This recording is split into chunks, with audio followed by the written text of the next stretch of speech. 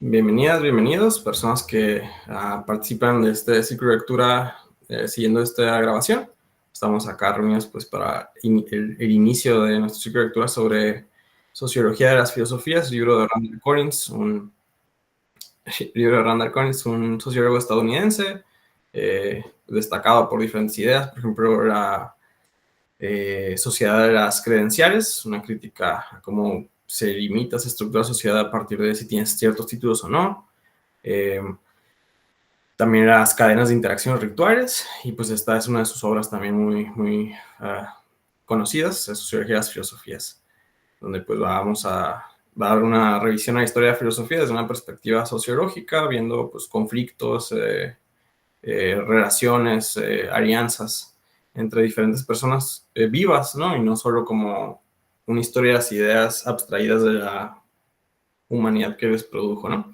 Entonces, pues dicho esto, ya nosotros acá nos presentamos, ya nos hicimos nuestra introducción. Entonces vamos a ir directo con la introducción del libro, para lo cual vamos a ir turnando la lectura.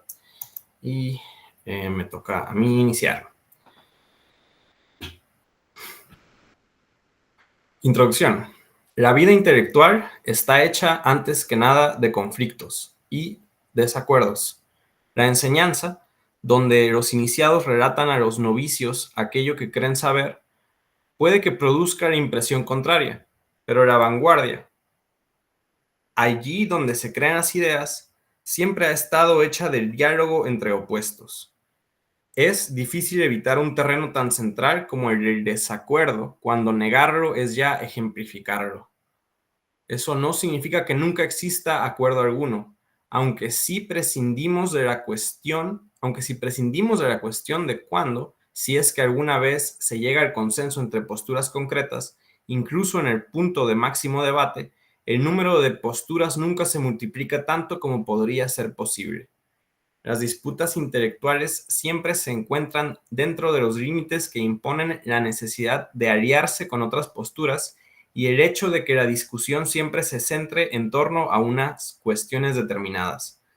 No se trata tanto de individuos que se pelean entre ellos como de que existe en cada momento un número reducido de campos de batalla que van conformando la historia de las disputas intelectuales. El conflicto es la fuente de la energía de la vida intelectual y el conflicto tiene sus propios límites. Este libro describe la dinámica de los conflictos y las alianzas que se han producido en las redes intelectuales de mayor duración de la historia universal. Este trabajo se enmarca dentro del campo actual del estudio de las posturas enfrentadas, dentro de la sociología y dentro del estudio de la vida intelectual en general.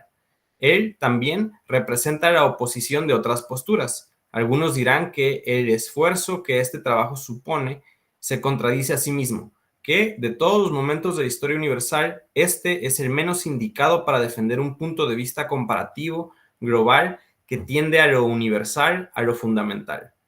Pero los opuestos se estructuran entre ellos y podríamos igualmente sostener que ningún momento histórico ha sido más adecuado para nuestro esfuerzo.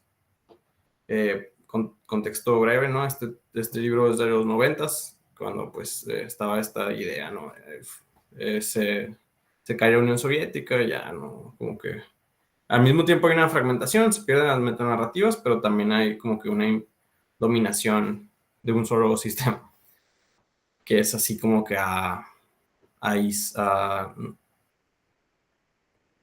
que no tiene como su propio mito unificador, ¿no? Que puede incluir a muchas diversidades y es así más de, bueno.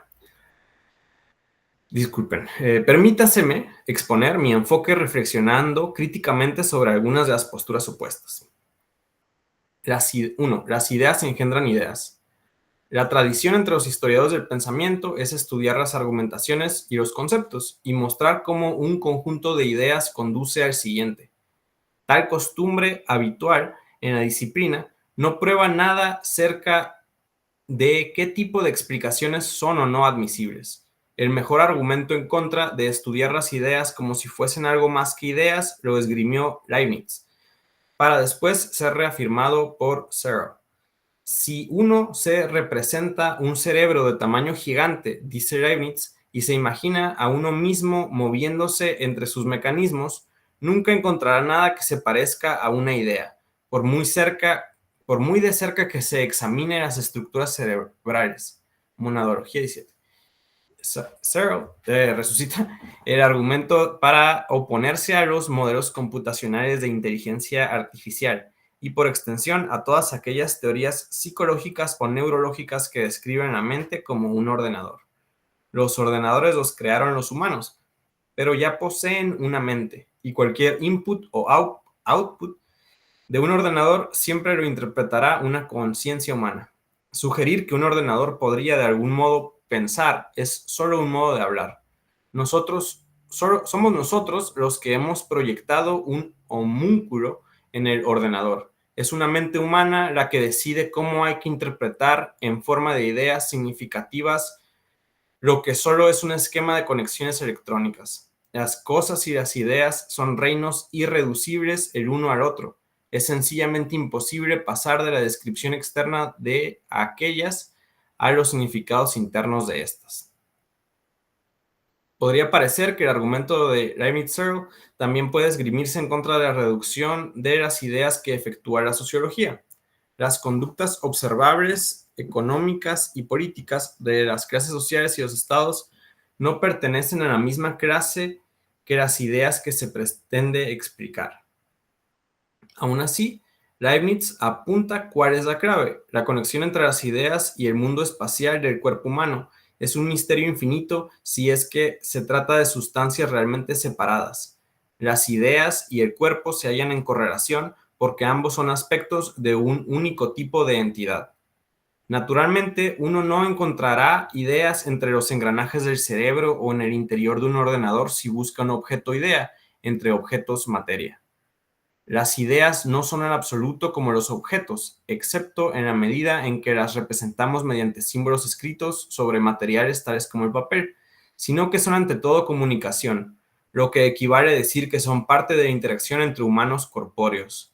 Introducirse en el interior del cerebro humano o del ordenador es justamente el modo equivocado de percibir las ideas, ya que las ideas se presentan en el proceso de la comunicación entre un ser pensante y otro, y solo podemos percibir las ideas de otro cerebro si éstas no son comunicadas.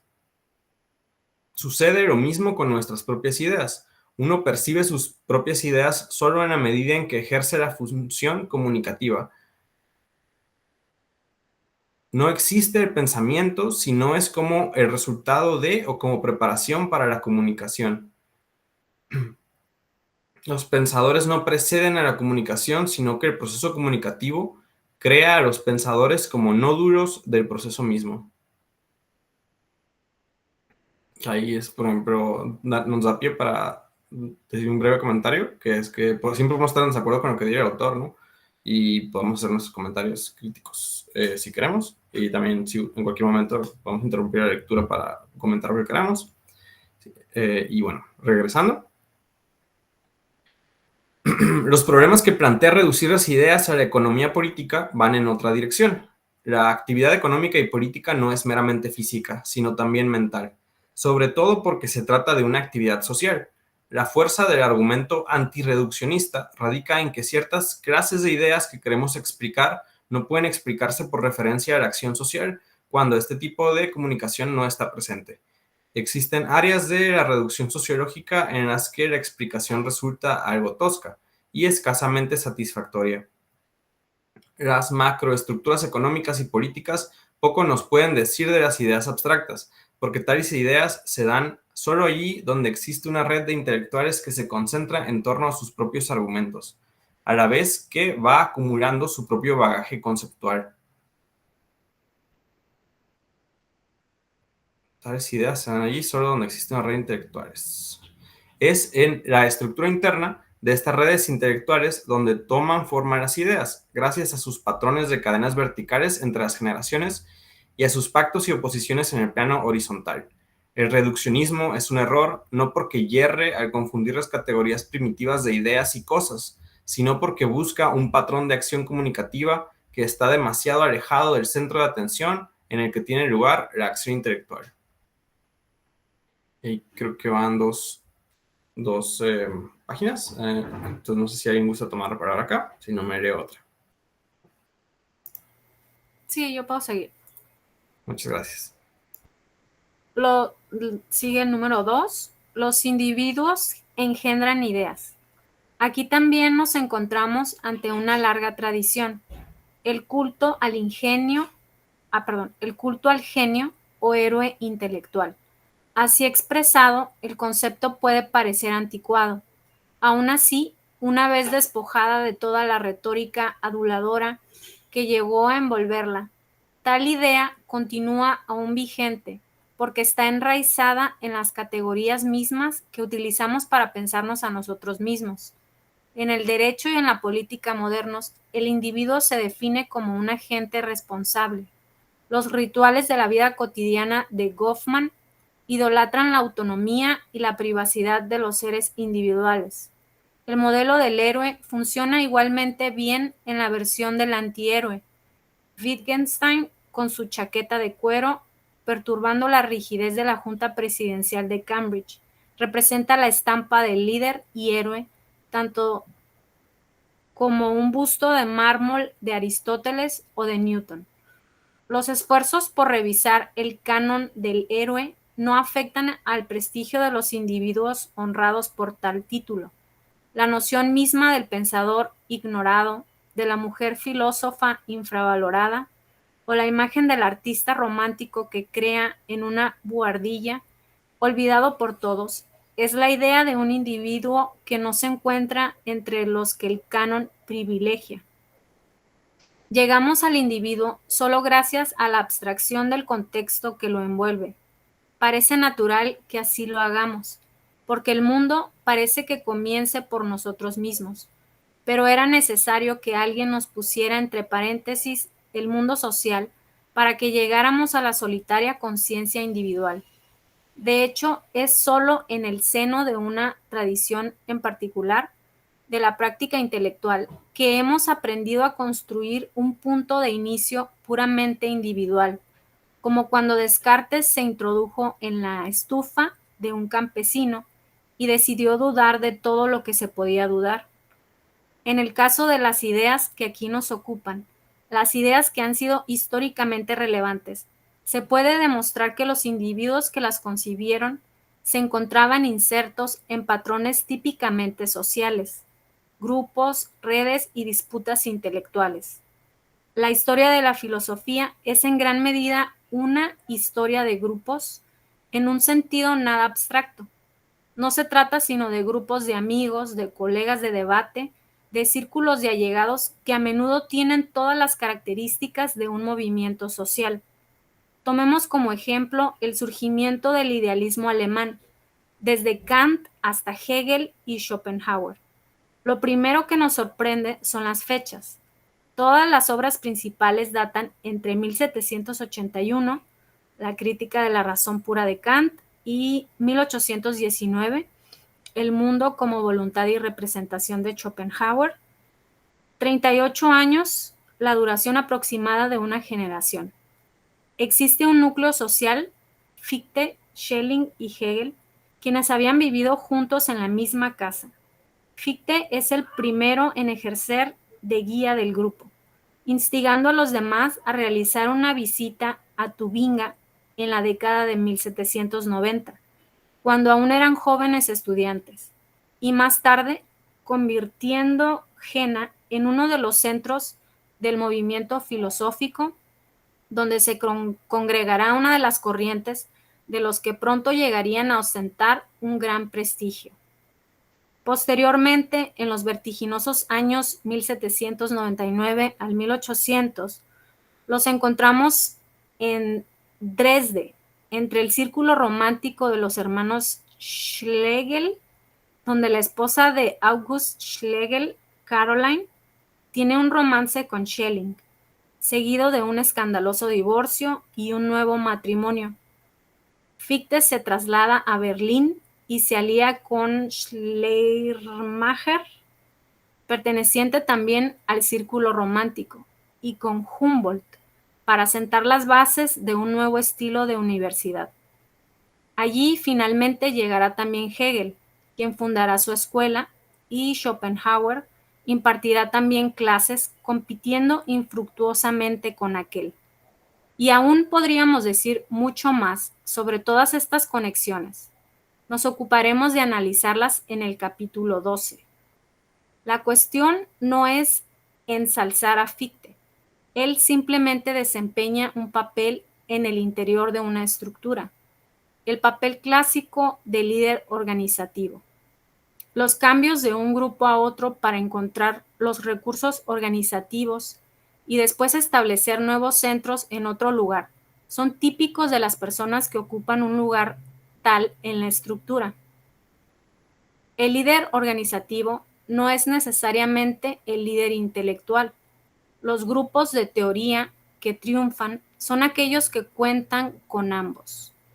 Esto nos permite comprender el papel de Kant, progenitor intelectual del idealismo, aunque también socialmente tangencial a este, además de ser ciertamente mayor en edad que todos los demás.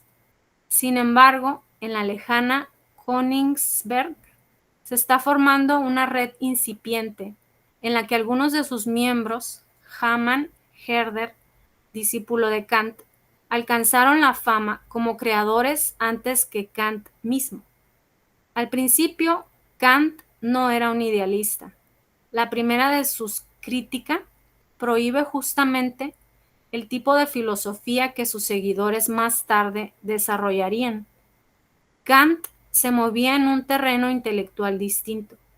Sus ideas fueron recogidas y convertidas en un movimiento filosófico ascendente, justamente cuando apareció un grupo organizado. Los últimos trabajos de Kant se volvieron idealistas, precisamente por la presencia de tal movimiento. Nuevamente, el nexo es Fichte.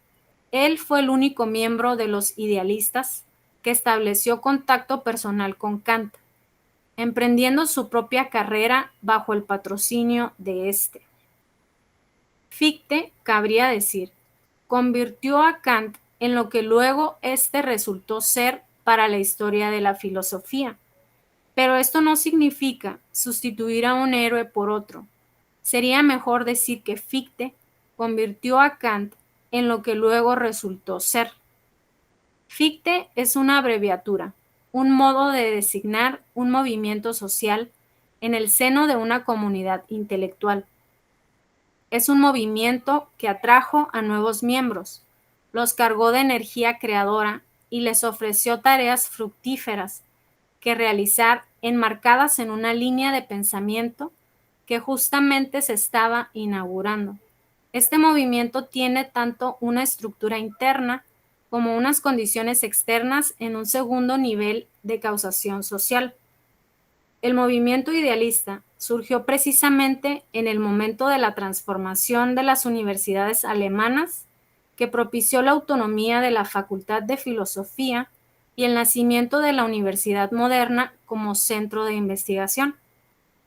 Los disidentes forman parte de la estructura de la red tanto como los preferidos.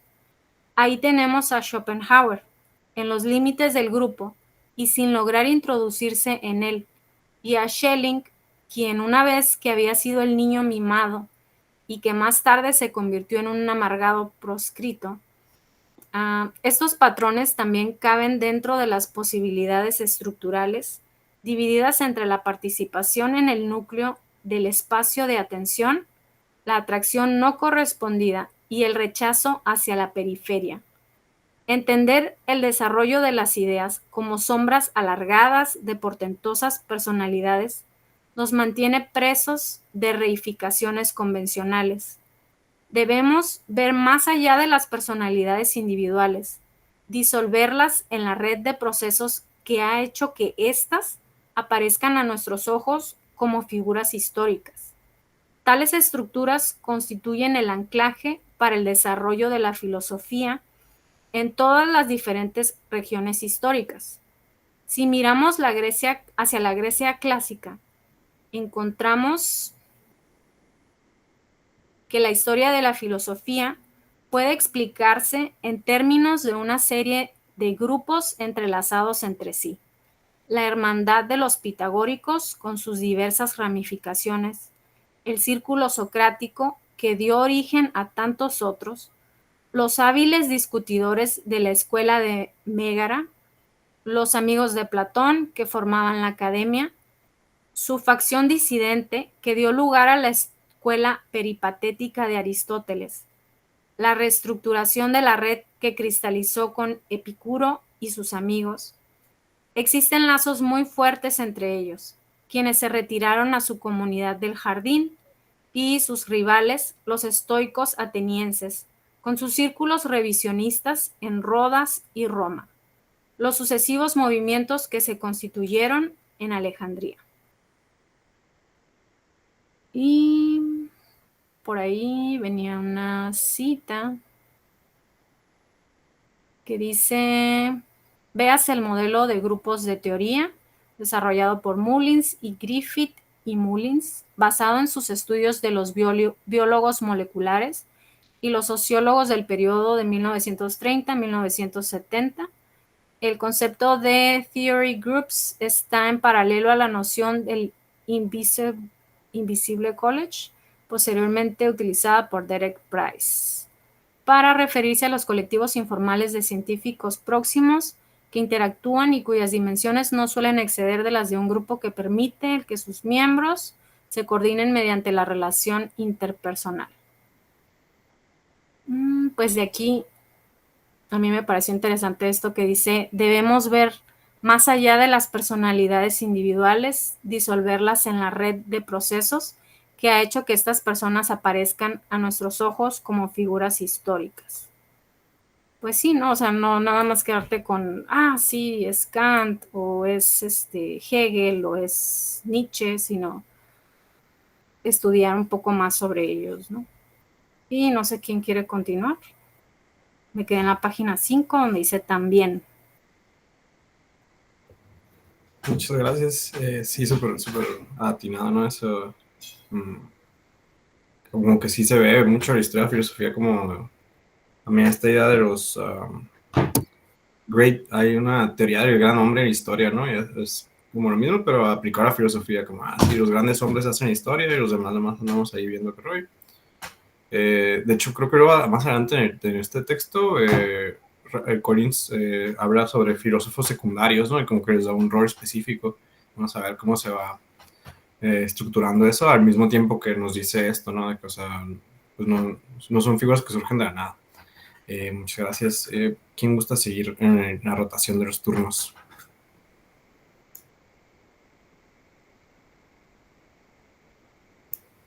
Igual si ahorita nadie puede, pues ahí está Alejandra, súper.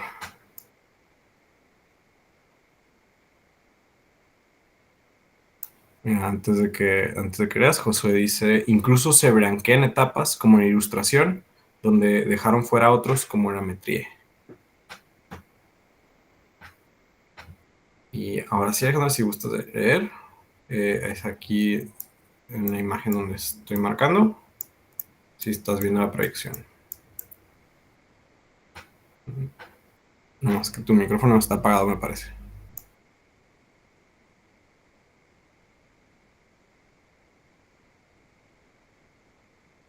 Oh, no, fíjate que está abierto, pero yo no te escucho nada. Creo que los demás tampoco te pueden escuchar. Hace rato sí te podemos escuchar. No te preocupes.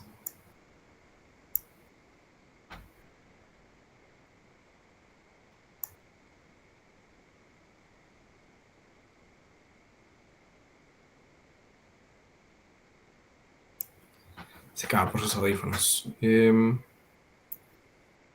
gusta esto que va a estar haciendo el autor, ¿no? También como de comparar diferentes lugares. Y también se me hizo bonito eso, como le dijo hace unas páginas, como de tratar de hacer un esfuerzo, incluso en un momento donde parece que no es como que la tendencia, ¿no? De lo universal o ¿qué dice? Lo fundamental.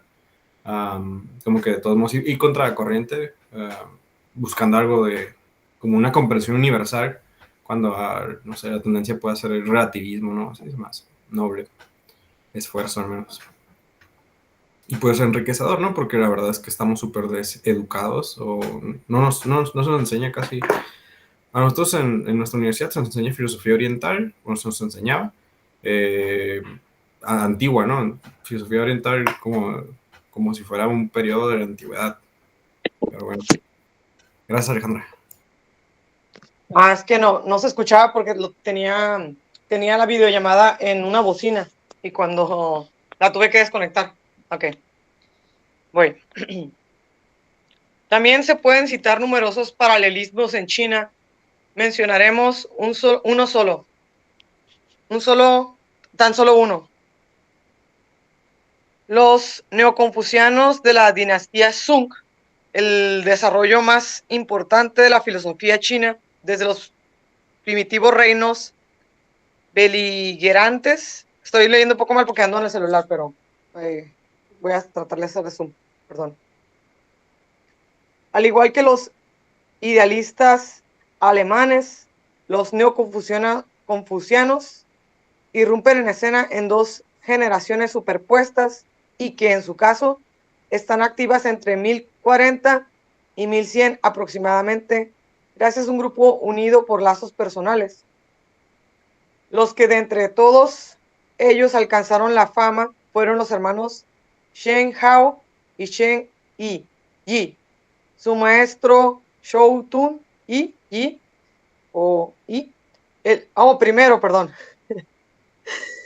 el primo de su padre, Shan Sai, y su vecino Zhao Yun, se dieron tensiones y diferencias en el interior del grupo y varias líneas de discípulos se separaron de ellos. Una vez más, no es difícil distinguir el núcleo organizativo. Los hermanos Sheng constituyeron el nexo de unión de todos los demás y fue gracias a su movimiento que el pensador Shong Tung Yi, anterior a ellos, adquirió retrospectivamente la reputación de fundador del grupo. Tal recalificación está hasta cierto punto en consonancia con la experimentada por Kant. La política que caracteriza posteriormente al movimiento, tras dividirse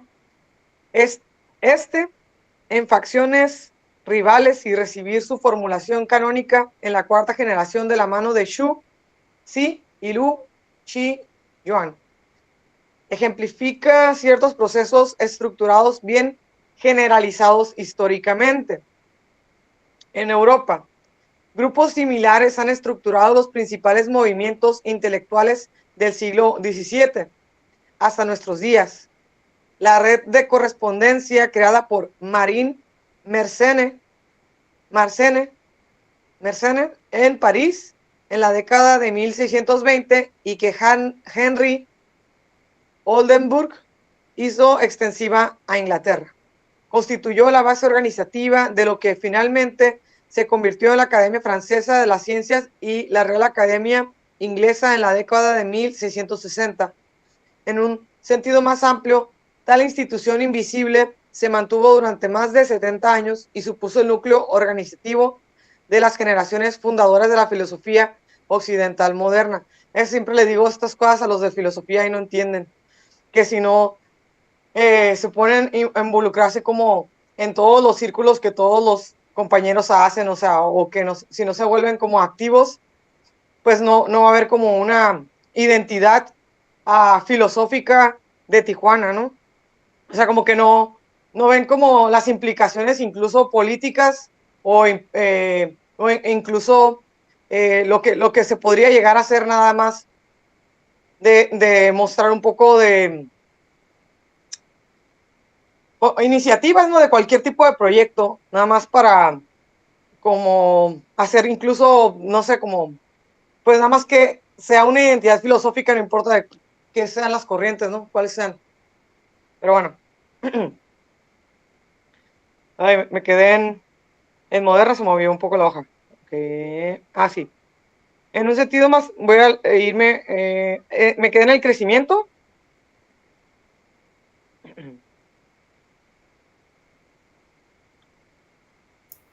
Si quieres desde un sentido más amplio. Sí, ok. Voy. En un sentido más amplio, tal institución invisible se mantuvo durante más de 70 años y supuso el núcleo organizativo de las generaciones fundadoras de la filosofía occidental moderna. El crecimiento del tamaño total de la población o el aumento total del número de intelectuales cultos no consiguen que esos grupos que concentran toda la atención dentro del núcleo innovador quedan desplazados.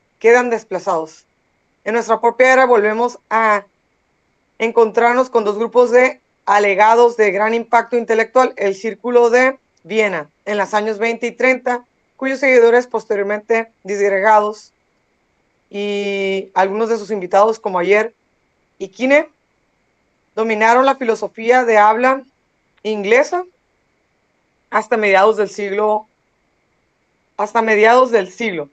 y las existencialistas parisinos de los años 30 y 40, entre cuyas secuelas se cuentan los pensadores más conocidos de los años 70 y 60 y 70 del siglo XX. Perdón, siento que estoy leyendo muy mal. ¿Alguien más quiere leer? Es que estoy en el celular y como que se me complica un poco. No te preocupes. Igual ahorita si gustas tomar el turno de nuevo, pues no te preocupes. Sirve que damos la bienvenida a Fernando, que se acaba de incorporar aquí a la llamada. Estamos haciendo pues este círculo de lectura, nomás así muy breve. Te damos un microcontexto, este círculo de lectura, pues para pensar, ¿no? De qué se trata la filosofía, de quiénes son las personas que dedican a filosofía. Y bueno, eso así, ahora te contextualizo más, ¿no? Pero, pues sí, siéntete en confianza de participar, de criticar, de preguntar cualquier cosa. Igual si gustas tomar el turno de lectura y cuando gustes. Y te puedes presentar también, ya sea por texto o con tu propia voz. Bienvenido. Y pues ya hemos leído ahorita yo, a Seri, Alejandra, el otro compañero que se tuvo que ir, y Josué. Creo que normalmente no te gusta leer en voz alta en internet, no sé, pero si quieres leer, puedes leer. Quizás estoy recordando mal. Te tocaría a ti si gustas leer, o si no, el mismo compañero Fernando, si gustas leer. Y si no, pues seguimos rotando quienes ya hemos leído.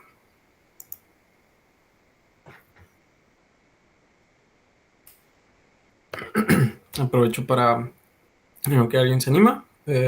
Josué dice que sí.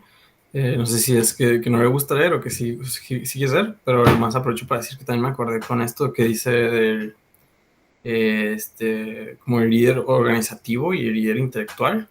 Me acuerdo a Lenin como el líder intelectual y Stalin como el líder organizativo, ¿no? O sea, no es de todo, no eran nomás ellos dos, ¿no? Pero esas figuras, como dice más adelante, son como, se repiten, ¿no? Procesos generalizados. También la historia de la cristiandad tiene cosas así muy, muy claras, ¿no? Estas sectas, estas divisiones, la consolidación del canon y a veces en contra de las cosas que pensaban los que están canonizando, ¿no? Y sí. Pero bueno. Entonces, no sé si de nuevo José gusta ver. Si no, podemos hacer Fernando y yo.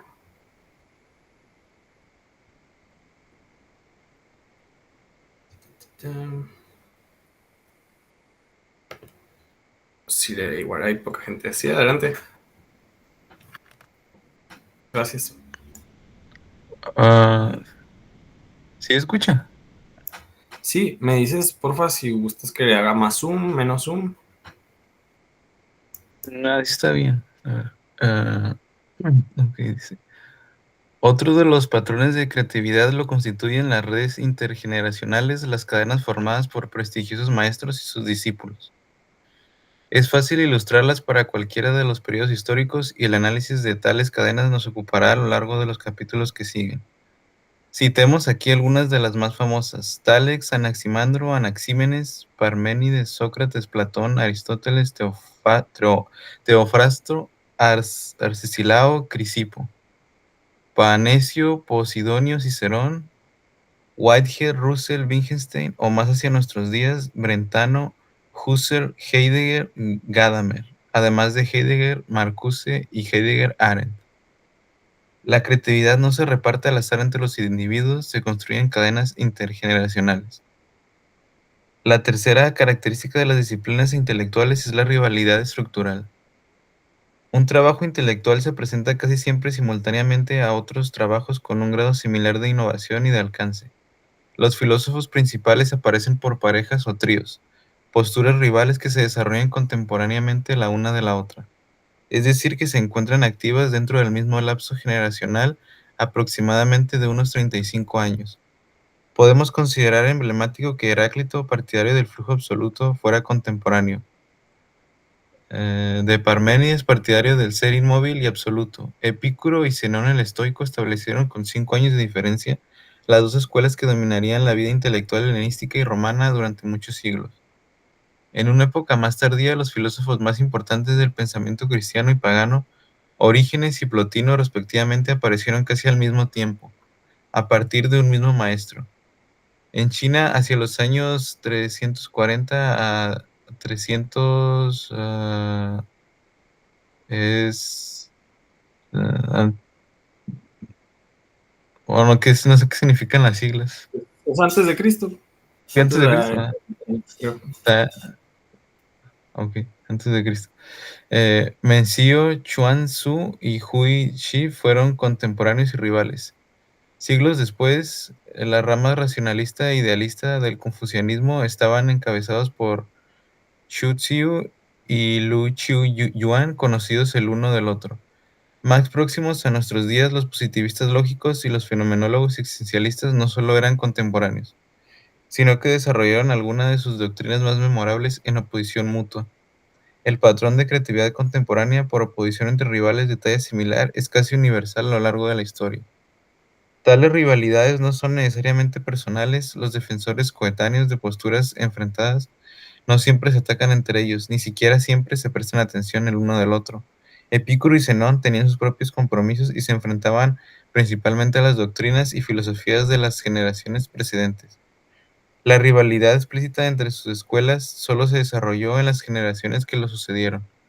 En los momentos de la fundación de nuevas ideas se abren espacios que acaban siendo llenados no por meros individuos, sino por un número pequeño de movimientos intelectuales que reestructuran el espacio de atención presionando en direcciones opuestas.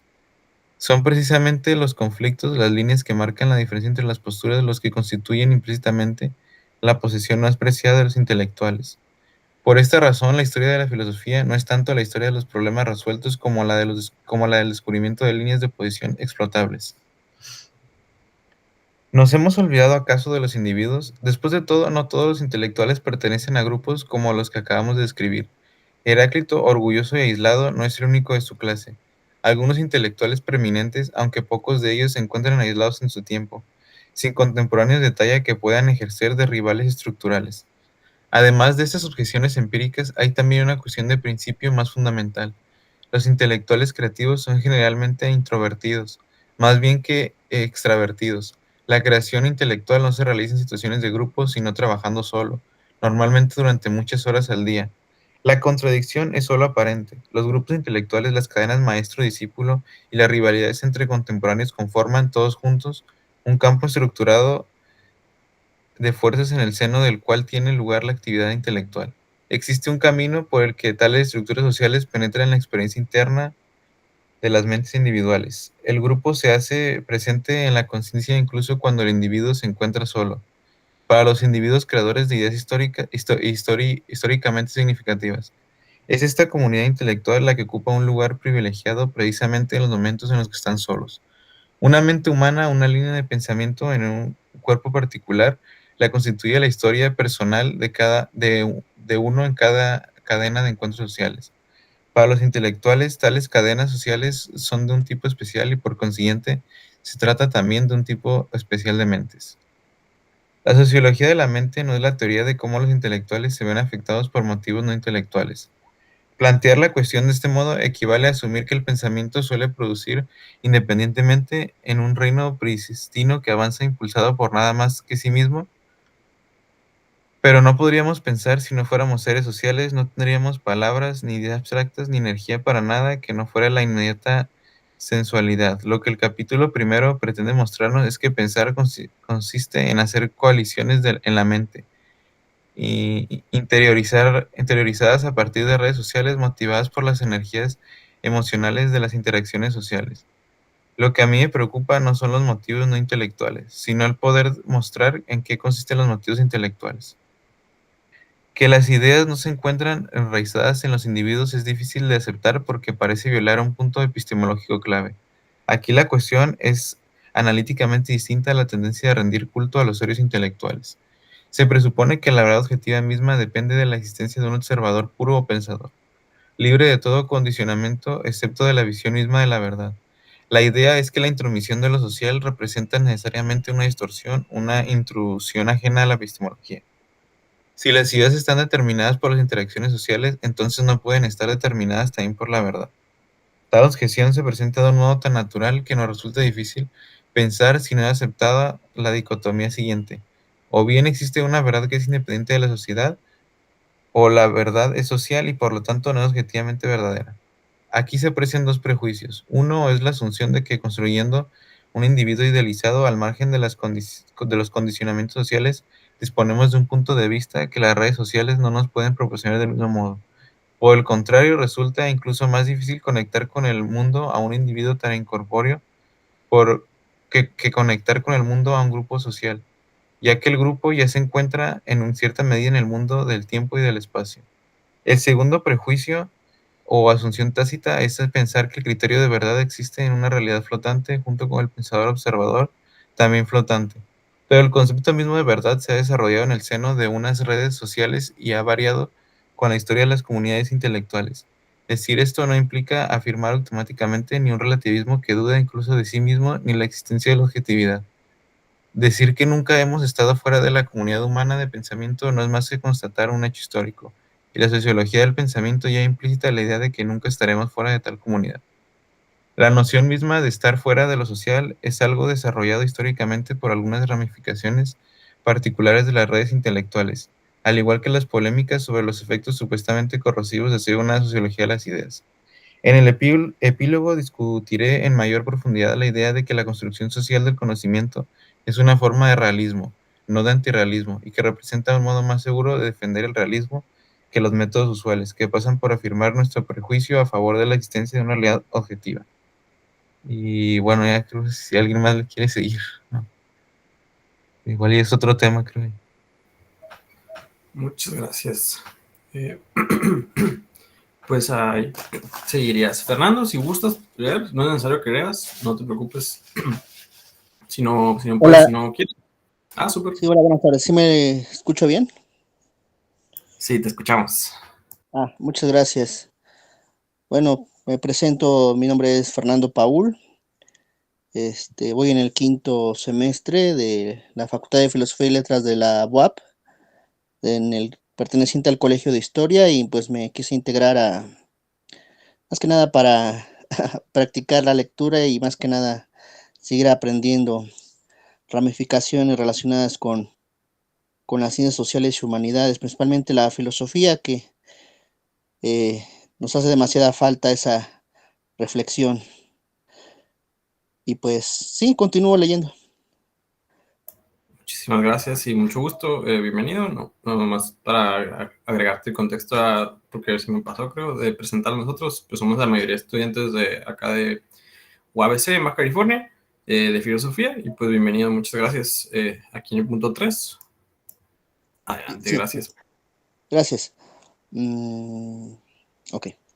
La cultura se engendra a sí misma. Hay un argumento contemporáneo que sostiene que la lectura es autónoma. El epíteto reduccionista se suele tomar como refutación autoevidente de todo aquello a lo que se le aplica. Aún así, no hay ninguna prueba concluyente de que la cultura sea autónoma, de que sus formas y sus cambios sean explicables únicamente en términos de ella misma. Algunos sociólogos defienden el argumento antirreduccionista, señalando que muchas de las posiciones culturales, la conciencia ética, las creencias religiosas, las ideológicas, políticas, no se correlacionan con la clase social y otras variables sociológicas al uso. La cultura es autónoma en el sentido estadístico de que uno no puede predecir la cultura de una persona a partir de su posición social. En lugar de eso, la cultura se desarrolla siguiendo sus propias causas. Los barrios franceses, que tradicionalmente han apoyado a la izquierda revolucionaria, lo siguiente haciendo una y otra de un periodo histórico al siguiente. La clase media, alta... ya me perdí. Perdón, es donde dice americana. Sí, La clase gracias. media.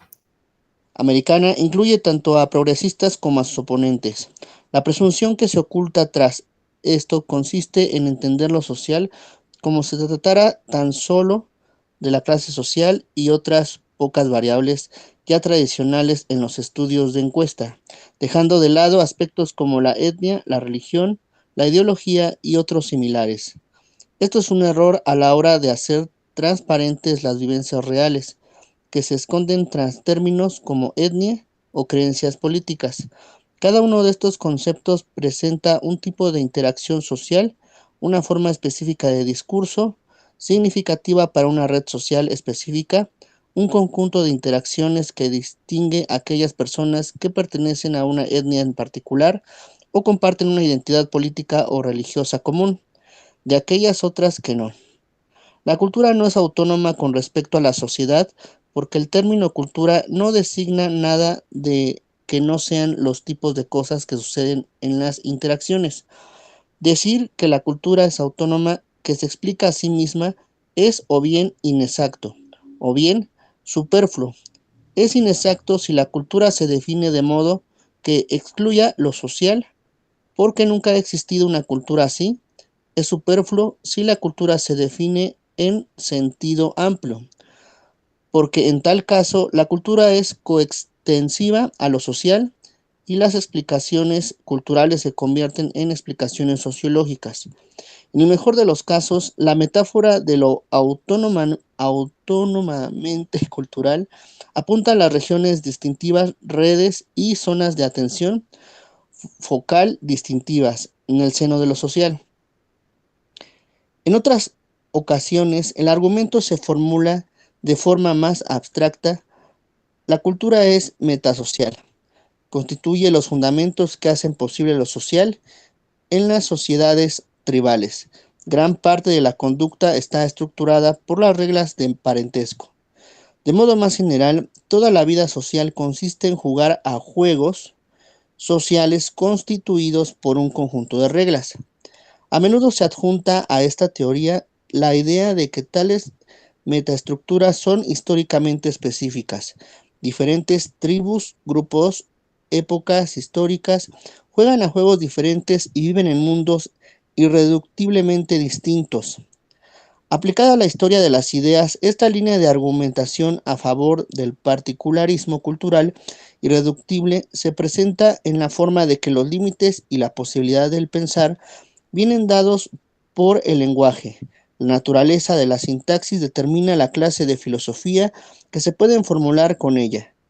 Si esto es así, entonces la filosofía del mundo se encuentran herméticamente selladas gracias a las diferencias entre lenguas, tales como el indoeuropeo, las lenguas semíticas y el chino. Según este argumento, fue la lengua china, con su escasez de marcadores sintácticos, la que impidió que la filosofía desarrollara una lógica formal silogística, y a partir de ahí siguieran por la ruta que llevaran a la epistemología. El tiempo se elide porque los verbos no se conjugan en tiempos. Los nombres no distinguen entre singular y plural, abstracto y concreto. Sin el artículo determinado, la mayoría de las cosas se presentan como nombres incontables o de masa. Sin que sea posible poner claramente el énfasis en lo particular, el reino de las consideraciones filosóficas le está vedado. Todo lo que se construye en la visión del mundo, característica de China, está incrustado en el lenguaje. A menudo que la misma palabra puede usarse como un nombre, un adjetivo o un verbo, lo que produce la asombra multiplicidad ay, ya me perdí.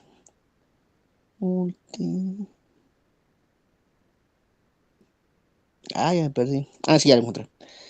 De significados de la poesía china, a la vez que impide el estilo greco-europeo de filosofar, discriminando entre distinciones abstractas. A tal cualidad de la lengua se debe la centralidad de conceptos como Tao, una mezcla característicamente china de proceso y sustancia. Para los chinos, la metafísica abstracta resulta del todo imposible. Su visión del mundo es sui generis al ser simultáneamente concreta y etérea. Aún así, las lenguas no son estáticas. Los argumentos filosóficos producen nuevos términos conceptuales. El desarrollo de la filosofía es el desarrollo de su lenguaje. Esto no significa que las lenguas no planteen dificultades, ni que no se tarde un tiempo en superarlas. Pero la marcha del movimiento filosófico es lenta en todo el mundo, y rara vez se logra dar más de un paso por cada generación de aproximadamente 35 años. La velocidad de las transformaciones conceptuales entre los filósofos chinos de los periodos de debate más intensos, como los años 365 al 235 a.C., está a la par con la de los periodos comparables en cualquier otro lugar del mundo. Este argumento, tal y como se aplica al caso chino, resulta tendencioso. Otras lenguas también presentan sus propias dificultades filosóficas. Los griegos no tenían palabras para distinguir entre parecido e idéntico. Ambos se expresan con el término homoios, lo que al principio causó ciertos problemas a pitagóricos y sofistas. Los árabes no conocen la cópula, las lenguas indoeuropeas, sin embargo, tienen dificultad en distinguir entre los sentidos existencial y copulativo del verbo ser. No obstante, los filósofos han explicitado aquellas distinciones de que su discusión ha conseguido poner el relieve. Avicena era bien consciente de la ausencia de la cópula y de las dificultades que ello provocaba, y modificó el verbo existir para llamar la atención sobre las proposiciones existenciales, en contraste con una larga lista de clases de proposiciones.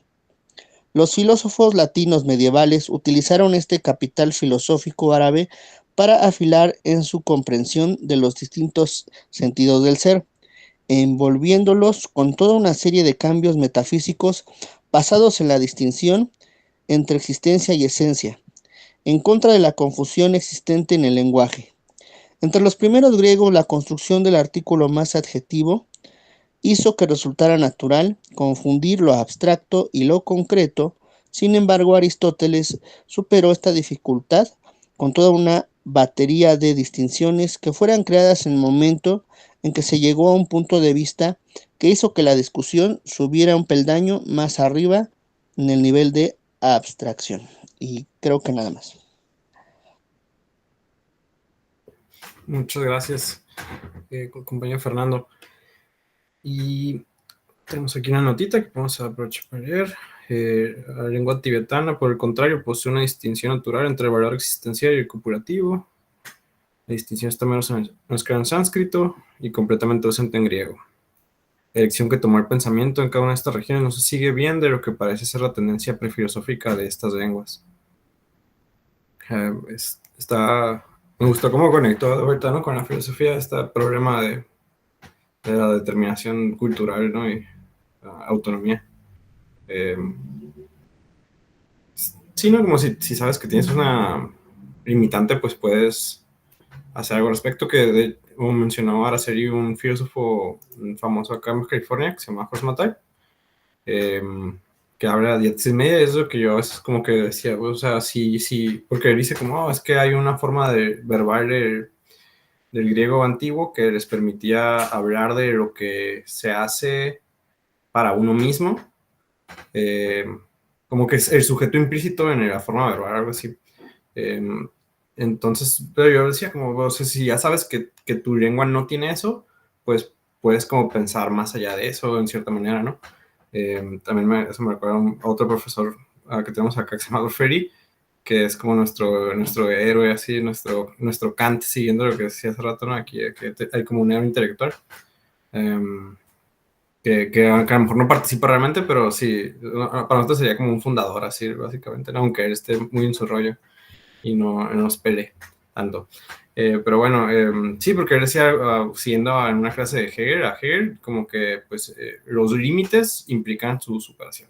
Pero bueno, si no sé, en cualquier momento, quien guste comentar, puede comentar cualquier cosa, preguntarme con confianza y pues me tocaría a mí las siguientes 2 páginas de vuelta a la serie y seguimos el ciclo otra media hora.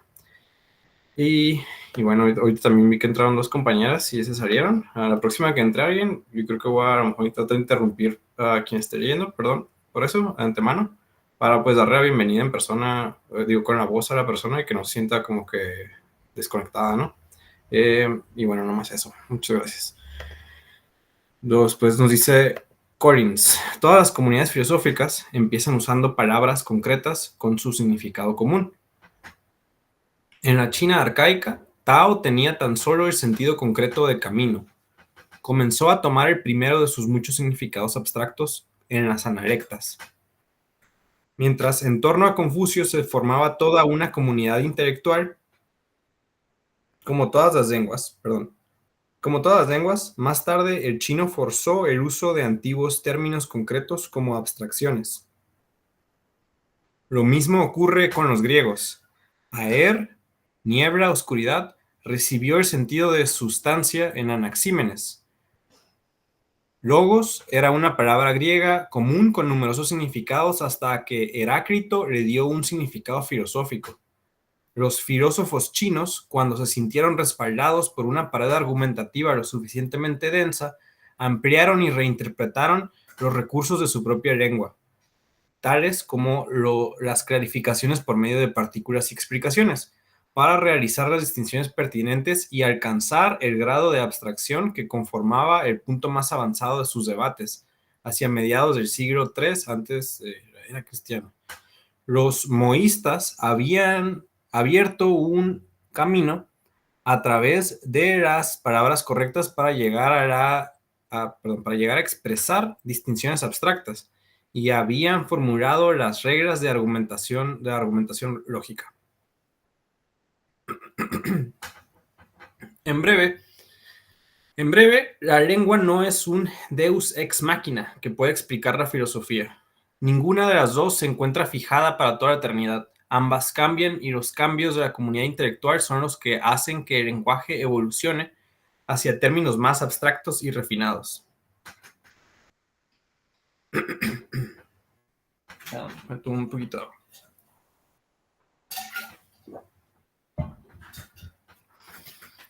La versión más general de este argumento, según la cual toda actividad cultural está irreductiblemente conformada por sus metareglas distintivas, puede criticarse de la misma manera. No es históricamente cierto que las prácticas culturales sean fijas y no estén sometidas a cambios, aunque las descripciones etnográficas que toman como muestra cortes temporales despojados de toda dimensión histórica puedan producir esa impresión. Tampoco es en absoluto necesario aceptar en teoría sociológica la premisa según la cual la actividad social se estructura como un juego y se configura siguiendo unas reglas. En el capítulo primero se presentará una forma distinta de concebir la acción social. 4. Todo es un fluir. Es imposible fijar los contornos o afilar concepto explicatorio alguno. El argumento, yo tenía un cuñado que decía eso, está mal, perdón, en mi opinión, ¿no? Ya. El argumento de la autonomía o del fluir particular de la cultura va de la mano con una postura más general que se ha etiquetado de modos diversos como postestructuralista, postpositivista o postmodernista. No es posible ofrecer una explicación general. No puede haber una teoría general de las ideas sociológicas o de cualquier otro tipo, aunque paradójicamente el posmodernismo es el mismo una teoría general de las ideas. La teoría se ha ido forjando en las redes intelectuales a lo largo de varias generaciones. Una de sus corrientes tiene su origen en la búsqueda de la esencia de la conciencia por parte del movimiento fenomenológico, algo que Husserl amplió hasta convertirlo en una crisis de la ciencia europea y que Heidegger transformó en una crisis del significado vivido. Otra corriente proviene de la semiótica de la estructura del lenguaje saussuriana, por intermedio de la teoría literaria formalista y la búsqueda de Levi Strauss de los códigos subyacentes a cada aspecto de la cultura y de la sociedad. Finalmente se acudió a la filosofía analítica de Wittgenstein en busca de contribuciones y esta se dio al argumento de que el pensamiento se ha fragmentado en una pluralidad de juegos de lenguaje.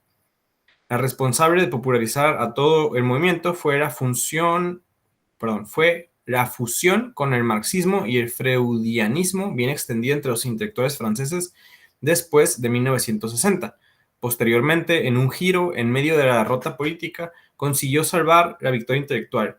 Vino el cambio al postmarxismo, encabezado por activistas desilusionados que hicieron que la técnica marxiana del desvelamiento ideológico y la técnica aliada del desvelamiento freudiano se volviera sobre esas mismas grandes narrativas.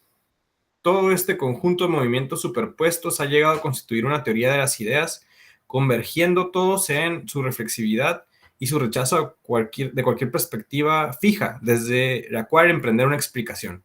Simultáneamente, el posmodernismo es el mismo una explicación.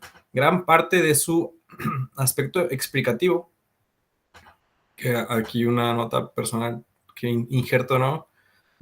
Eso de ese truco, ese que ya lo ha dicho como un par de veces en el texto hasta ahorita, Collins, ¿no? Como decir, estos dicen una cosa, pero el decir eso implica lo opuesto, ¿no? Es como un truco tradicional de la filosofía. Ya nomás me acordé, lo menciono porque Collins estudió, según yo no estudió como filosofía, sino, no sé, sociología más. Entonces, pues a pesar de eso, no es extraño, ¿no? Que es una cosa muy natural, cualquier persona puede hacer eso, pero se me hizo chistoso así como sentir que alguien hace algo característico de una cosa sin ser explícitamente de eso, como que el ser filósofo pues no es algo cerrado o necesario de un grado, ¿no? Que es también su crítica en cierta medida en las sociedades credenciales. Pero bueno, gran parte de su aspecto explicativo corre paralelo a la rama de la sociología, que estudia la producción social de las ideas o incluso se deriva de esta. En la generación de Mannheim y Scherer, esta rama se denominaba como sociología del conocimiento. Alrededor de 1960 se convirtió en el campo de investigación de la sociología de la ciencia, que estudiaba las redes de científicos, sus publicaciones y sus trayectorias profesionales a finales de los años 70. Los etnógrafos microsociólogos de la vida cotidiana profundizaron en esta idea y la transformaron en estudios de laboratorio de la construcción social del conocimiento científico, teorizada por algunos neo-durkheimianos, como David Bloor y la Escuela de Edimburgo. La extendida noción postestructuralista de que el mundo está hecho de oposiciones arbitrarias tiene sus raíces en la sociología clásica. Saussure recibió la influencia de la sociología de las ideas de Durkheim y siguiendo una ruta diferente, los postestructuralistas tomaron el relevo de Levi Strauss, discípulo del sobrino de Durkheim, Marcel Mauss, respecto a la cuestión de un código de oposiciones binario, a la vez que repudiaban los puntos específicos de la teoría estructuralista. La etnometodología de Garfinkel, que fue el paradigma para el estudio de la producción local del conocimiento en los laboratorios científicos, proviene del mismo linaje que la fenomenología de Husserl, la cual en otra ramificación de la red produjo también a Derrida. Y vamos a ver esa nota 3. Aunque yo no me ocupo de seguir redes de filósofos hasta la generación presente, los capítulos 13 y 14 muestran las conexiones de muchos de sus antecesores, incluidos Durkheim, Freud, Wittgenstein y Husserl. Los filósofos postmodernos radicalizan la sociología de las ideas, al repudiar la posibilidad de una explicación general, incluidos los principios causales y dinámicos de Marx, Durkheim o Levi Strauss. El desenmascaramiento se ha vuelto contra sí mismo. Las ideas no pueden ser explicadas por lo social porque nada puede ser explicado por nada, principalmente por el hecho de fijar límites y tratarlos como a cosas resulta también socavado por el desenmascaramiento. Principalmente porque el hecho mismo de fijar límites y tratarlos como a cosas resulta también socavado por el desenmascaramiento. Hacer que la reflexividad se vuelva sobre sí misma de esta manera es de algún modo recapitular antiguas posturas del escepticismo filosófico, como por ejemplo los escépticos pirronianos del periodo helenístico romano, aunque el posmodernismo difiere del quietismo pirrónico en que ha adquirido un aspecto agresivamente polémico y moralizante en sus alianzas con ciertas ramificaciones del feminismo radical, los teóricos de la liberación gay y los insurgentes étnico-raciales. No tenía miedo que le funaran en el Corinthians. Bueno, no tiene, ¿no? Bueno, tuvo en ese momento. Quiero decir, no tiene porque sí vivo, tiene como 84 o algo así. Disipar todas las fronteras sirve para atacar los privilegios. Y lo digo como algo bueno, ¿no? Una elogio en ese caso. Disipar todas las fronteras sirve para atacar los privilegios y para resistirse a la posibilidad de reconstruir las categorías sociales, aunque solo provisional y temporalmente, de modos drásticamente distintos. Disipar todas las fronteras sirve para atacar los privilegios y para resistirse a la posibilidad de reconstruir las categorías sociales, aunque solo provisional y temporalmente, de modos drásticamente distintos.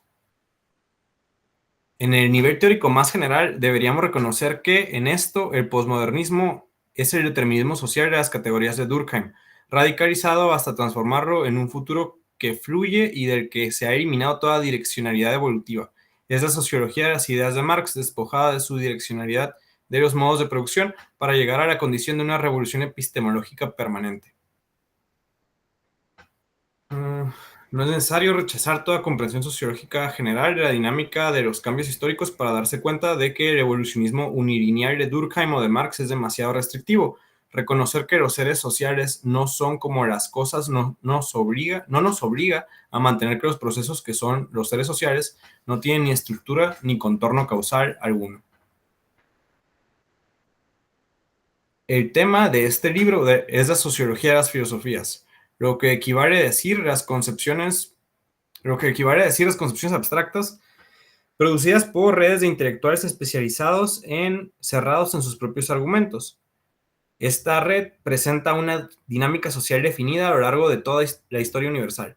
Nuestro tema de estudio es distinto de los productos de la cultura popular, tales como la publicidad, la estrella pop, la industria turística, la indumentaria personal, las redes electrónicas y las múltiples combinaciones entre todos ellos que constituyen la materia de estudio de la sociología postmodernista de la cultura. Aún continúa vigente la distinción entre las redes intelectuales y estos mercados comerciales, incluso hoy en día. Y tal distinción fue aún más profunda en algunos momentos de la historia pasada. Los pensadores postmodernistas, al igual que otros intelectuales antes que ellos, habitan en una región del discurso académico que es generalmente ignorada por una mayoría de individuos fuera de su propia red. La retórica generalizada de la crítica a los pensadores postmodernistas tiende a considerar ilegítima la imposición de cualquier tipo de límites analíticos, que no es más que una mera aserción.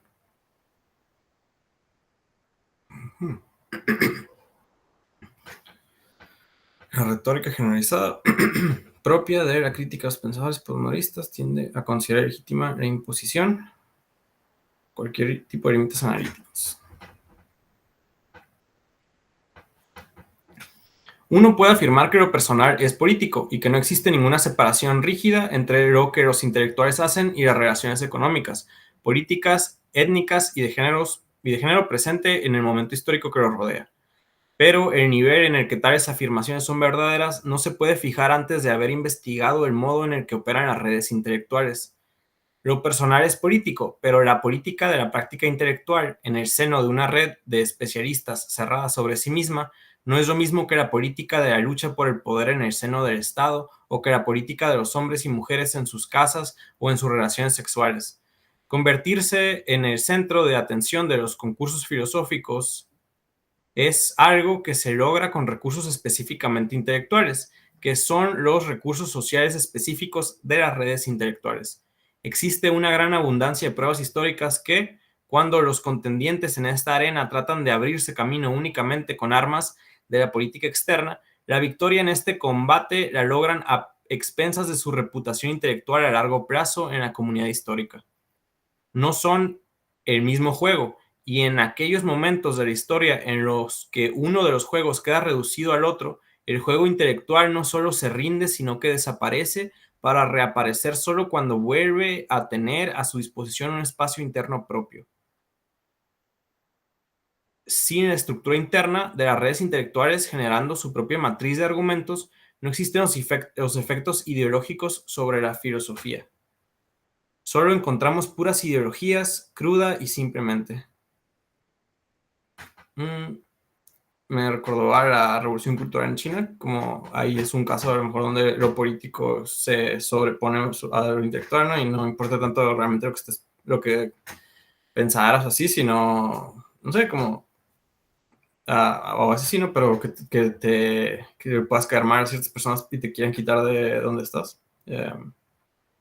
Y ya no importa si habías realmente sido un buen comunista o no, pero bueno, en muchos casos. Y ya para finalizar esta turno mío, está de moda en algunos círculos sostener que no existe diferencia alguna entre lo interno y lo externo, entre micro y macro, entre lo local y lo más distanciado y duradero. Lo que confiere su fuerza a tales afirmaciones es que lo micro y lo macro, lo local y lo distanciado, están de hecho conectados. Lo macro está hecho de cadenas de microencuentros en situaciones locales, y en algunos aspectos se da una primacía analítica de los rituales locales que constituyen la realidad momentánea de esas cadenas, y cargan los símbolos de un significado que permite a los humanos mantener en lo posible la continuidad de una interacción, la continuidad entre una situación microlocal y la siguiente.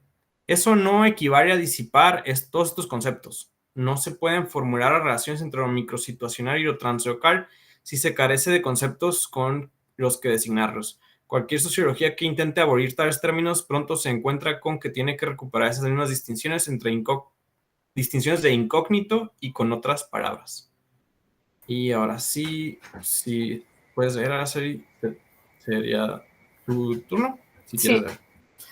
El Gracias. postmodernismo es una radicalización de la sociología de las ideas, bajo el ímpetu hasta cierto punto del exmarxismo desilusionado y hasta cierto punto de las ideologías militantes de los más recientes movimientos sociales. En el mundo académico, sus alianzas con los departamentos especializados de estudios literarios y culturales tienden a reducir el ámbito explicativo de la teoría sociológica. Pero la existencia de todos estos diversos planos de la política intelectual no significa que no sea posible hacer una sociología de las filosofías, sí que la convierten en un miembro más de esta familia de primos mal avenidos, pero el conflicto entre linajes intergeneracionales no es nada anómalo. De hecho, es el principal patrón de la historia intelectual. Si existe algún parentesco entre todas las ramas de la sociología de las ideas, ¿significa eso que mi sociología de las filosofías, como todo su linaje, es reflexivamente autodestructiva? Algunas ramas de la familia aceptan de buen grado tal paradoja, incluso con entusiasmo. Otras la rechazan. Mi propia postura es que la sociología de las filosofías no es un escepticismo o un relativismo autodestructivo, sino que cuenta con un contorno histórico bien definido, además de con una teoría general de las redes intelectuales que, lejos de autodestruirse, se autoejemplifica y se autojustifica. Esta argumentación se expone con más detalle al final del libro, en el epílogo, después de haberla cargado con todo el peso de las redes históricas. La objeción de las supuestas consecuencias escépticas o autodestructivas de la sociología de las ideas es una objeción epistemológica. Otro tipo de objeción es la objeción moral, que la sociología de las ideas, con sus principios generales de causación social, resulta antihumanista. Los individuos son nódulos de las redes de interacción social, cuerpos humanos en los que se acumulan las energías emocionales y donde las corrientes de ideas símbolo cristalizan en coaliciones en la mente. No resulta esto denigrante para nosotros, reduciendo las experiencias vividas a epifenómenos y la dignidad humana por la que tan duramente hemos luchado, a la imposición totalitaria del grupo. Presento la cuestión de manera tan cruda para negar que se sigan tales consecuencias. ¿Acaso no tenemos agencia? Es una cuestión de perspectiva analítica. Agencia es en parte un término para designar los primitivos de la explicación sociológica, en parte un término codificado para referirnos a la libre voluntad. ¿Es que acaso los seres humanos no se esfuerzan, no ponen todos y cada uno de sus nervios en tensión o los relajan, no toman decisiones o las rehuyen? Tales experiencias existen con toda claridad. Forman parte de la realidad microsituacional del flujo de la vida humana. Yo solo niego que nuestro análisis deba detenerse aquí. Uno experimenta la fuerza de la voluntad. Esta varía, va y viene. ¿De dónde procede? ¿Por qué desea uno tener voluntad? Esta cadena de preguntas regresivas se acaba después de unos pocos eslabones. Lo mismo se puede decir del pensamiento. ¿No le pertenecen a uno sus propios pensamientos? Por supuesto que sí. Aunque, ¿por qué le vienen a uno a la mente en un momento determinado? O salen por sus labios, o se deslizan por entre sus dedos, en una determinada secuencia de palabras habladas o escritas. Estas no son cuestiones irresolubles si uno cuenta con una teoría microsociológica del pensamiento. Explicar el pensamiento no es negar su existencia. No más que explicar la cultura, tampoco es negar la existencia de la cultura. La cultura en un nivel macroexplicativo es el medio en el que nos desenvolvemos, del mismo modo que el pensamiento y los sentimientos son el medio de las experiencias microlocales de nuestros cuerpos conscientes. Ninguno de ellos es un punto terminal, separado por una barrera de cualquier análisis ulterior. Ir más allá, comprender de qué manera nuestras emociones y nuestros pensamientos son corrientes que recorren la red sociológica, no niega nuestra condición de humanos. Uno puede percibir todos estos niveles simultáneamente. Tú y yo somos así, como individuos particulares, con toda nuestra propia unicidad. Y aún así, estamos constituidos de manera única por corrientes de emoción y de pensamiento que llegan a nuestro interior y pasan a través nuestro. La tensión entre, por un lado, lo particular, lo local, y por el otro, las conexiones que se dan a nuestro alrededor y que constituyen lo social y definen nuestra particularidad misma, esa es la condición humana. Buscar la causación social en todas partes, sin excepciones, no significa que la historia sea una secuencia rígida. La estructura social del mundo intelectual, tema de este libro, es la lucha continuada entre cadenas de personas cargadas de energía emocional y con un capital cultural, por ocupar un pequeño número de centros de atención. Estos puntos focales, que constituyen los núcleos del mundo intelectual, se reordenan periódicamente. La cantidad de atención que puede distribuirse a través de toda la red intelectual es limitada, pero quién y qué figura en esos nódulos de atención es algo que va fluctuando con la progresiva desaparición de los viejos movimientos intelectuales y el nacimiento de otros nuevos. Tales nódulos del espacio de atención nacen y crecen. Comienzan por recibir una pequeña ventaja entre los primeros en proponerlos. Se aceleran hasta pasar ciertos puntos de inflexión, monopolizando la atención de forma acumulativa, al mismo tiempo que la atención se va filtrando hacia ellos desde los otros puntos alternativos. Las identidades que denominamos personalidades intelectuales, grandes pensadores, sí reciben la energía del momento de crecimiento de los nodos de atención dominantes, pensadores menores o en realidad indignos de mención si no reciben tal energía, no son fijas. Es justamente porque la estructura social de la atención intelectual es algo que emerge de manera fluida, por lo que no podemos reificar a los individuos, convirtiendo así a los agentes en héroes, como si cada uno de ellos fuera un punto fijo de fuerza de voluntad y comprensión consciente que entrara en la refriega, pero no resultara más que levemente manchado por esta en la superficie de su piel psíquica. Tales individuales reificadas solo las podemos apreciar retrospectivamente, comenzando con la personalidad definida por el momento final bien conocido de su evolución y proyectándolo hacia atrás, como si tal momento final hubiera sido la causa de toda la trayectoria profesional del individuo. Mi trabajo sociológico es justamente el opuesto. Entrever en la historia intelectual la red de enlaces y energías que dio forma a la emergencia de estas personalidades en el momento justo y oportuno. Los 3 primeros capítulos presentan la teoría general. El capítulo 1 expone la teoría de las cadenas de rituales de interacción, que es el microcentro de nuestros argumentos a favor de la predecibilidad social del pensamiento de los intelectuales. El capítulo 2 ofrece una teoría de las estructuras reticulares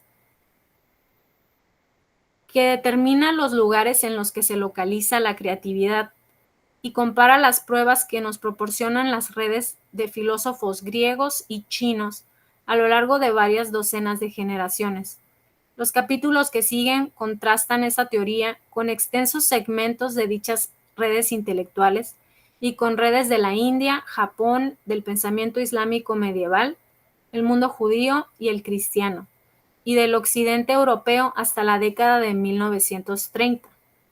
Cada capítulo resalta un tema de análisis en particular.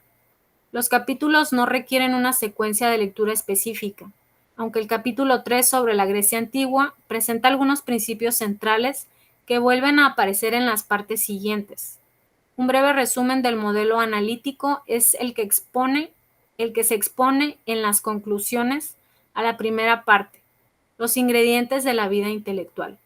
El capítulo 15 representa la conclusión al análisis en su totalidad y ofrece un bosquejo de los senderos por los que los intelectuales, por medio de sus debates, han ido conduciendo la secuencia de ideas durante largos periodos de tiempo. Puede que el lector lo encuentre útil, como si de un mapa de carreteras para la lectura del presente libro se tratara. El epílogo extrae conclusiones epistemológicas a partir de la argumentación en su totalidad. Y ya. Muchas gracias, Siri. Igual casi llegamos al tiempo, pero les iba a mencionar que si alguien tiene ganas de leer, porque a veces pasa que cuando uno está en un superlectura o así, ya te va a tocar leer, y si no te toca tu turno, como que se siente medio gacho, pues podemos leer unas pocas páginas con unos minutos que nos quedan del siguiente capítulo, si alguien gusta tomar un turno de lectura, y si no, pues podemos nomás platicar sobre nuestras impresiones de esta primera sección que leímos, la introducción, como gusten. Y si alguien tiene ahí el piquito de seguir leyendo en voz alta, que es divertido. Y curiosamente, bueno, creo que antes era más común, ¿no? Leer en voz alta. También porque no muchas personas sabían leer, o no sé, se leía como en voz alta, incluso para que otras personas pues lo escucharan, más bien. Y eso, ¿no? Los intelectuales son gente. Hasta ahorita a mí me ha parecido bastante. Me pareció que la introducción estuvo bastante buena. Me sentí mal de haberme pensado en saltármela. Pues estuvo buena. Un poco abstracta a veces, pero difícil de seguir. Por eso, cuando me tocaba leer un par de veces, tuve que repetir lo que leí para tratar de entenderlo bien yo. Pero no sé ustedes qué les ha dado impresión hasta ahorita.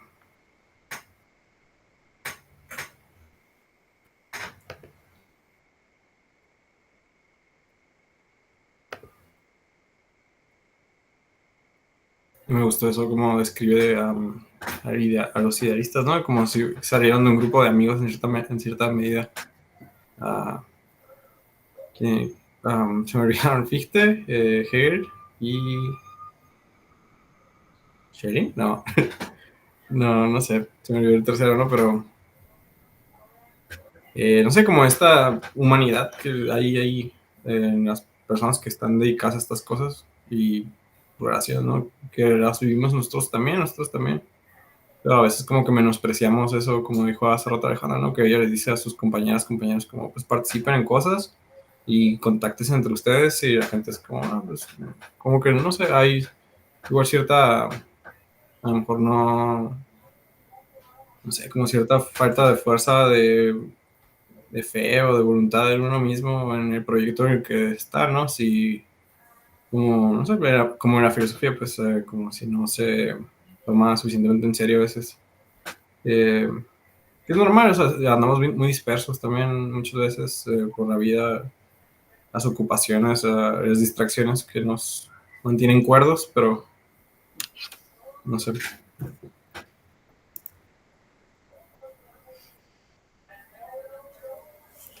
Pues a mí me pareció interesante. No había revisado como los temas que se iban a tratar en el libro y pues está muy bien, me parece interesante. Fue como un esbozo así muy general, ¿no? Ah, y estuvo interesante también eso que dijo de que creo que dijo como que Fichte fue quien hizo a Kant o algo así. Como que a ver qué, si luego lo retoma, ¿no? Para ver cómo estuvo eso. Sí, va a dedicar todo un capítulo, creo, o una sección a la revolución de las universidades alemanas, dice. Entonces yo creo que ahí vamos a ver ahí, y en otras partes, ¿no? Como bien detalladas esas historias. También me recuerda acá, ¿no? En el contexto local de nosotros, de Baja California, que hay Horst Matai y hay como otra persona que dicen como, es como que esta otra persona por como tratar de editar sus textos y promover los textos de Matai, hace a Matai como esta figura reconocida, ¿no? Que soy una paralelismo en una escala pues menor, ¿no? Pero sí, no sé, se me hace también escribe, como que escribe bien eh, el autor Collins aquí, no sé, me sorprendió, pensé que a lo mejor iba a ser un poco más seco, pero tiene cierta poética. ¿Tiene una otra impresión que gustaría compartir? ¿Una reflexión? ¿Alguien que guste leer otro cachito? Si no, pues podemos seguir con el primer capítulo la siguiente semana y así irnos yendo una semana un capítulo cada semana. Nos dice aquí Josué. Sí, en esa parte de las universidades alemanas me pareció raro que no mencionara a Goethe, Goethe, o en el movimiento idealista a Hölderlin. No sé si por ser de literatura. Buena pregunta. A ver, y creo que pues va a ahondar, ¿no? En todos esos detalles y incluir ahí el ambiente en el que se está desarrollando y pues estas figuras muy influyentes, importantes de ese periodo. También es muy chistoso como cuando mencionaba a los filósofos chinos y es como eh, yo nunca había escuchado en la escuela nunca pues, no, ¿sabes? Es así como escuchar gente de otro planeta casi por la como lejanía que hay en la academia del estudio de la filosofía oriental o la filosofía la misma filosofía islámica. O sea, nosotros nos dan filosofía medieval, pero pues hay, no sé, a lo mejor uno u otro autor que es musulmán, pero no es así como que se estudie muy a fondo y nada, no sé. Claro, siempre pues no se puede pedir todas las escuelas, las cosas son pues, mucho de la convicción, el interés propio, pero pues está curioso, ¿no? Cómo se conforma el canon, los programas educativos, los currículos de los programas educativos y, pues, ¿quién establece eso? ¿Cómo se determina todos esos detalles?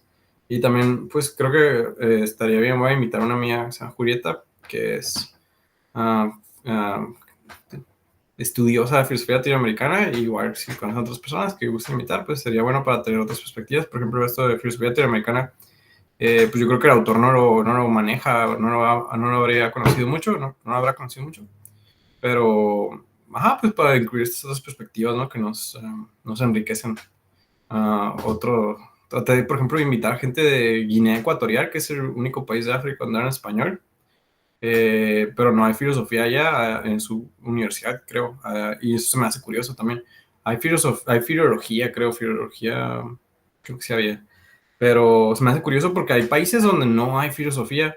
A lo mejor en los seminarios apenas, no busqué si hay un seminario católico ahí en Guinea Ecuatorial, creo que debe haber, pero sí, o sea, porque en Oceanía también estuve buscando hace un año para otros círculos de lectura que hicimos, filósofos de allá, y encontraba como que lo mismo, ¿no? O sea, no hay esta como educación universitaria que te dé la credencial de filósofo o licenciado en filosofía, menos. Pues es curioso, ¿no? Como que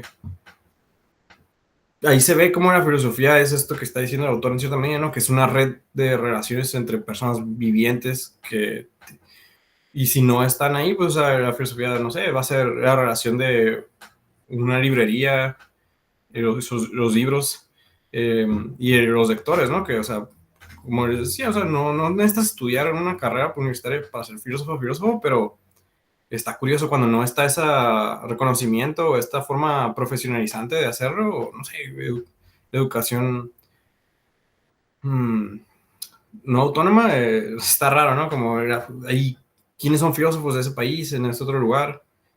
¿Quiénes piensan estas cosas? O se piensa, y cuál es el impacto o el no impacto, ¿no? De que esté eso ahí o no. No, son esas preguntas que quedan ahí. Pero sí, pues mientras más perspectivas tengamos, pues mejor. Y eso, no sé si alguien gusta decir alguna de estas observaciones, comentarios. Y si no, pues podríamos ir agradeciéndoles por haber participado el día de hoy. Pues si tienen oportunidad y gustan, en la siguiente semana aquí vamos a seguir con el siguiente capítulo, y así hasta que terminemos este libro y a ver qué aprendemos. Sobre Fichte, dice Josué, el profesor Eduardo solía contar la anécdota de que al final, en una conferencia con un Kant ya viejo, Kant terminó diciendo que Fichte lo había malinterpretado, pero el profe lo contaba como un ejemplo de atreverse a equivocarse aún siendo estudiantes. Está bueno eso, ¿no? También porque hay muchas veces como esta subordinación a las autoridades, e incluso algunas obras, ¿no? Como la reificación de los grandes filósofos, que decimos, no, es que, o sea, no sé, Deleuze dice esto, o Marx dice esto, o Lenin dice esto, y no tiene esta capacidad de contradicción, sí, o no ni siquiera capacidad, ¿no? Pero no sé, como esta crítica, no sé, ahí pasa a veces este dogmatismo en nuestra carrera, ¿no? Y déjame buscar rápido porque me quedé con la duda. Fichte, Hegel y su amigo. Sharing, ¿no? Sí. Eran ellos tres, ok. Sí, lo sé. Se hace para la siguiente. Entonces, hay cosa de seguir aquí hacia atrás la lectura, pero bueno. Así podemos cerrar menos la grabación de nuestra sesión de hoy y nos vemos la siguiente semana en el video.